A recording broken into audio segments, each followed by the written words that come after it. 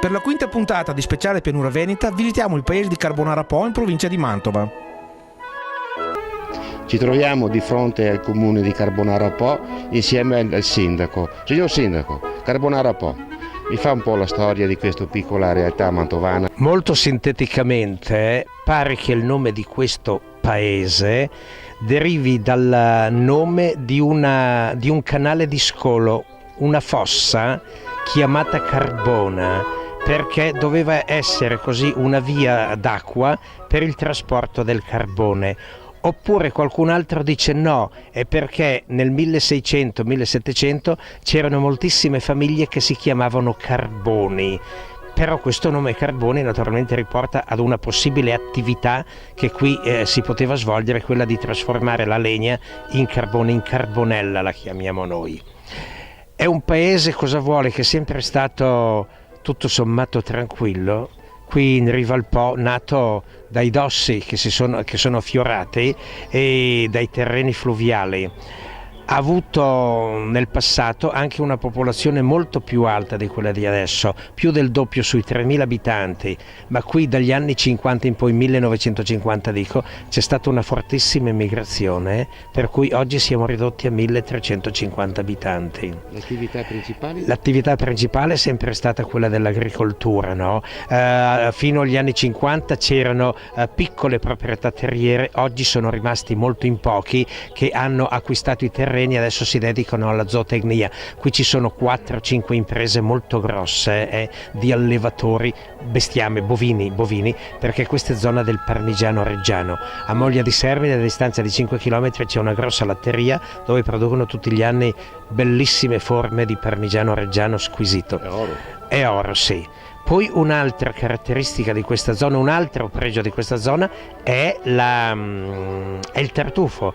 Il tartufo che viene raccolto nei nostri boschi, viene raccolto vicino alle querce numerosissime qui nella zona, e questa raccolta ha alimentato nel tempo una gastronomia così eccellente che ha avuto anche dei riscontri notevoli nelle zone vicine, nelle province vicine. Parlo di Modena, di Rovigo, di Ferrara. Ancora oggi la cerca del tartufo è molto attiva, e così per rilanciare il nostro territorio sotto il profilo soprattutto enogastronomico viene tutti gli anni così allestita una grossa festa che si chiama Tartufesta, che va da ottobre, che va da fine ottobre fino a metà novembre, e in occasione della quale naturalmente vengono serviti tutti questi piatti a base di tartufo. È una festa di tipo popolare, serve anche a far conoscere questo alimento che non è di tutti e non è di tutti i giorni.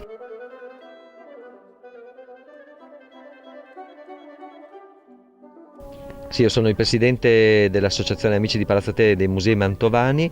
Siamo un'associazione no profit di volontariato, quindi culturale, che si occupa della tutela, della valorizzazione, della conservazione del patrimonio artistico della città, e attraverso una serie di delegazioni territoriali anche della provincia di Mantova. Siamo proprio nati con l'idea di abbracciare il territorio mantovano fra il comune capoluogo, quindi la città, che rappresenta certamente il patrimonio più significativo in termini architettonici e storici dell'area mantovana, e quelle zone così diversificate che si identificano con la fascia dell'Alto Mantovano, quindi delle colline moreniche, e del Basso Mantovano con l'Oltrepo, e con questa zona magnifica dove ci troviamo noi oggi, qui davanti a questa splendida villa Liberty, Villa Bisighini.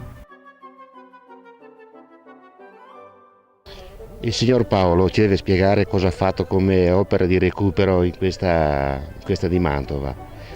Guardi, l'opera più importante è stato il restauro e la riapertura all'uso pubblico dell'ex chiesa della Madonna della Vittoria, che è un monumento mantegnesco costruito nel 1496 da Francesco II Gonzaga per celebrare la vittoria a Fornovo sull'esercito dei francesi.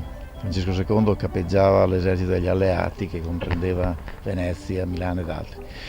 Questo monumento con le dismissioni napoleoniche è andato nel più totale abbandono, e con usi impropri si era ridotto veramente molto male, compresi inquinamenti pesantissimi. Noi come associazione abbiamo avuto in concessione dal Comune di Mantova, che ne è proprietario, questo monumento nel 2001, con l'onere e l'onore di occuparci del restauro, di portarlo avanti.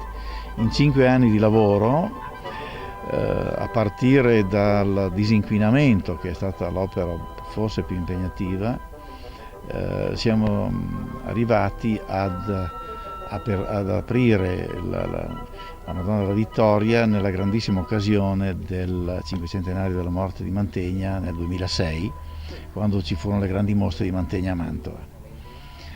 Nell'occasione addirittura abbiamo anche avuto questa grandissima sorpresa e soddisfazione di scoprire un ciclo di affreschi delle volte. Sono 12 affreschi di medaglioni di santi sulle volte e sulle vele della chiesa di cui non si aveva più traccia da...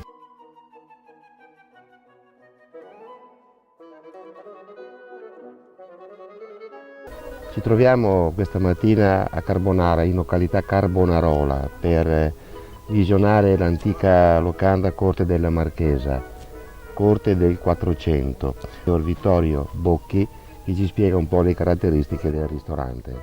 L'impianto originale risale alla seconda metà del 1400, sicuramente, perché testimoniano questo fatto gli affreschi che sono stati ritrovati anche durante i restauri per aprire questo locale. Dopodiché è stato trasformato tra 600 e 700 dai nuovi proprietari. Sovrapposte a strutture più antiche, e qui sotto ci sarebbe di tutto, ma Bisogna avere un po' di pazienza. c'è addirittura un passaggio segreto che parte da questo palazzo e arriva dritto in chiesa. Allora, questo è un affresco risalente al 600, ma crollata una parte di questo è stato scoperto sotto il vecchio soffitto del 400 con le pitture del 400.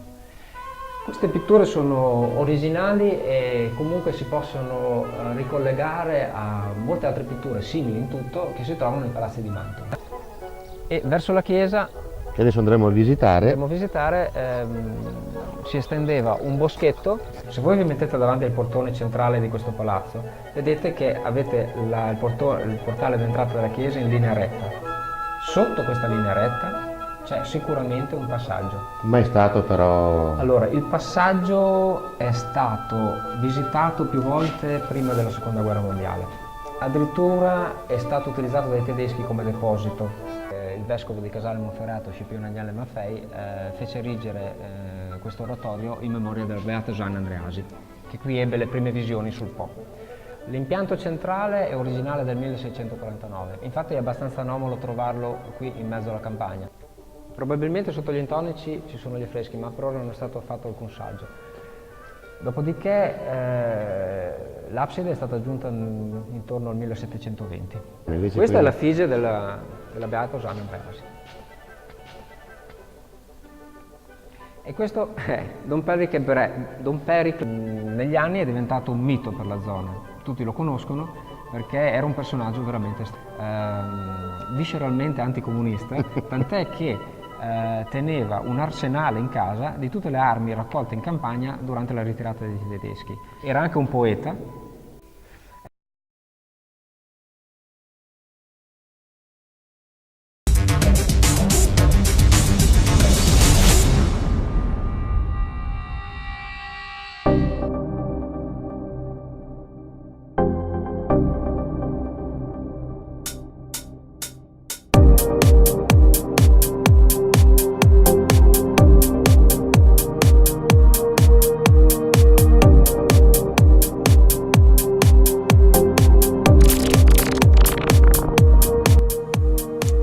Siamo spostati a Casaleone, in provincia di Verona, per la festa del radicchio organizzata dall'amministrazione comunale in collaborazione con la Proloco e le altre associazioni del territorio.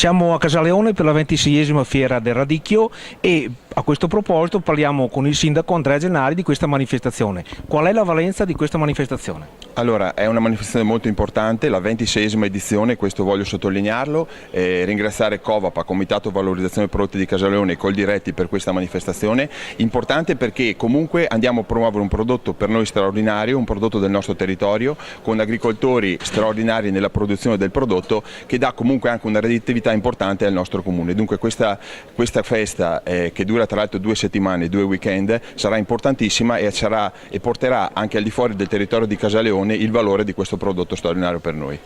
La Fiera del Radicchio è stata organizzata da Covapac in collaborazione con le altre associazioni del territorio e con il patrocinio del comune. Sentiamo l'opinione anche di Pierluigi Soave, che è il presidente di Covapac. Innanzitutto, cos'è Covapac? Il Covapac è un comitato nato nel 2002 all'interno della locale sezione della Coldiretti di Casaleone Sustinezza e ha lo scopo di promuovere e divulgare la conoscenza e l'uso dei prodotti di Casaleone, tra questi il più importante è il radicchio semilungo. Che è quello che producete voi, quindi? Sì, quello che produciamo qua nel territorio di Casaleone e comuni limitrofi. Oltre al radicchio, quali sono gli altri ortaggi che Covapac produce? Produce altri ortaggi quali il patata, il peperone, il pomodoro, le insalate, a piccole quantità, però sono colture presenti sul territorio di Casaleone. Dicevamo, partecipano anche i camperisti a questa manifestazione? Sì, ormai da una decina d'anni ci aiutano nella realizzazione partecipando e anche acquistando il nostro prodotto e divulgandolo in tutto il territorio nazionale. La manifestazione è suddivisa in 2 parti. Sì, radicchio in festa che va dal 25 al 27 gennaio e dall'1 al 3 febbraio radicchio di Verona IGP. Alla 26esima fiera del radicchio anche l'assessore regionale Massimo Giorgetti. È una manifestazione a cui vengo sempre volentieri perché parla di agricoltura e quindi è la più importante azienda di questo territorio, perché molto spesso ci si preoccupa delle imprese, ma dobbiamo ricordare sempre anche il territorio e l'agricoltura, ricordando che la provincia di Verona è la prima regione e la prima provincia agricola del Veneto e una delle primissime d'Italia, e quindi non dimentichiamo mai questa cosa. Siamo in compagnia di Domenico Lorenzetti, presidente delle Coldiretti di Casaleone. Domenico, quali sono le caratteristiche del radicchio e perché è un ortaggio così buono, diciamo? Diciamo che le caratteristiche del radicchio che facciamo qui a Casaleone, il semilungo ex Rosso di Verona, è un radicchio che ha un amarogno, un fondo di amarogno, un fondo di dolce che si presta moltissimo a essere adoperato in cucina su tante cose. Lo facciamo condito, lo facciamo fritto, lo facciamo alla piastra, possiamo fare pasta, riso, qualunque altra cosa. Ecco, è un radicchio che si presta in cucina a fare tantissime cose, questa è una caratteristica fondamentale del nostro radicchio, insomma. Soprattutto se è frollato, acquista quel particolare tipo di gusto che è molto buono, insomma, apprezzato. E quando si coltiva il radicchio? Il radicchio iniziamo a seminarlo a luglio e la raccolta inizia a novembre, dicembre, gennaio, febbraio, quando ci sono gennaio e febbraio le qualità più buone, organoletticamente più buone. Ecco, questo è il punto fondamentale.